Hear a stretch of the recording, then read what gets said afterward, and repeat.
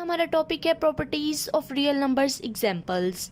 पिछली वीडियो में हमने प्रॉपर्टीज ऑफ रियल नंबर्स के बारे में पढ़ा था।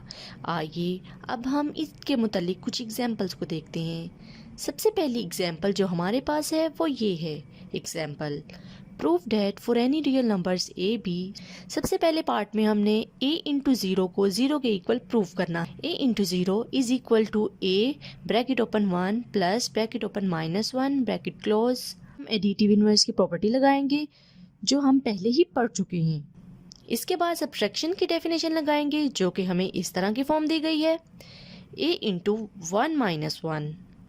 जब हम a को ब्रैकेट्स के अंदर वाली वैल्यू से मल्टीप्लाई करेंगे तो हमारे पास इस तरह की फॉर्म बनेगी a into 1 minus a into 1 जो कि डिस्ट्रीब्यूटिव लॉ कहलाती है।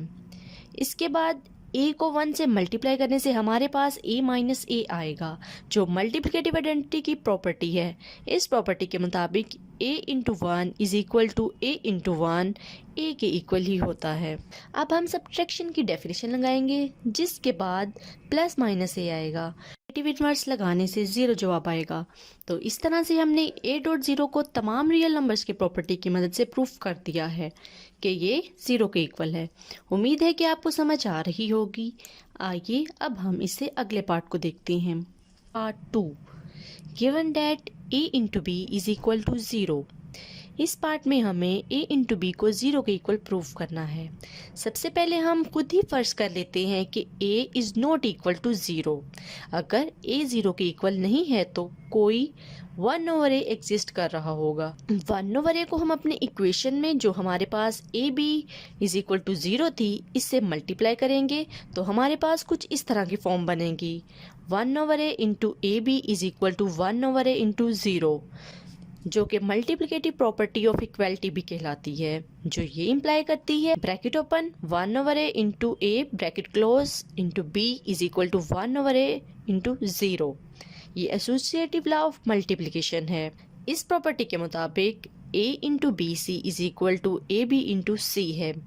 जब दोनों a आपस में कैंसिल हो जाएंगे तो हमारे पास 1 into B is equal to zero हासिल होगा जो कि प्रॉपर्टी ऑफ मल्टीप्लिकेटिव इन्वर्स है, जिसके मुताबिक a इंटू ए का inverse is equal to a inverse into a is equal to 1 के बराबर है, जो ये इम्प्लाई करेगा कि b ज़ीरो के इक्वल है। मल्टीप्लिकेटिव आइडेंटिटी की प्रॉपर्टी लगाने से अगर a भी ज़ीरो के इक्वल है और a ज़ीरो के इक्वल नहीं है तो b भी ज़ीरो के इक्वल होगा। हम कुछ इस तरह से भी देख सकते हैं कि अगर a भी ज़ीरो के इक्वल है और b ज़ीरो के इक्वल नहीं है तो a ज़ीरो के इक्वल होगा। तो ये प्रूव हो गया कि a भी ज़ीरो के इक्वल है, जो ये इम्प्लाई करता है कि या तो a ज़ीरो के इक्वल है या तो b के इक्वल है। तो इस तरह से हमने इस एग्जाम्पल के दोनों पार्ट्स को प्रूव कर दिया है। तो ये था हमारा आज का टॉपिक।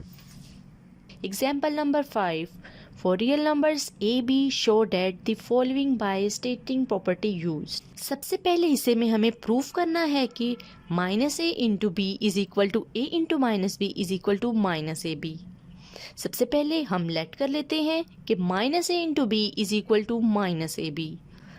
फिर हम राइट हैंड साइड को लेफ्ट हैंड साइड के साथ ऐड करेंगे तो हमारे पास लेफ्ट हैंड साइड की कुछ इस तरह से फॉर्म बन जाएगी minus A into B plus A into B is equal to zero. अगले स्टेप में हम b को कॉमन लेंगे जिसके बाद minus A plus A into B is equal to zero आएगा। इस तरह की फॉर्म डिस्ट्रीब्यूटिव लॉ कहलाती है। जब हम माइनस ए और प्लस ए को कैंसिल कर देंगे तो हमारे पास सिफर आ जाएगा। b से मल्टीप्लाई हो रहा है 0 into B is equal to zero और इस तरह की फॉर्म को हम प्रॉपर्टी ऑफ एडिटिव इन्वर्स कहते हैं। तो हमने minus A into B plus A B को ज़ीरो के इक्वल प्रूव कर दिया है।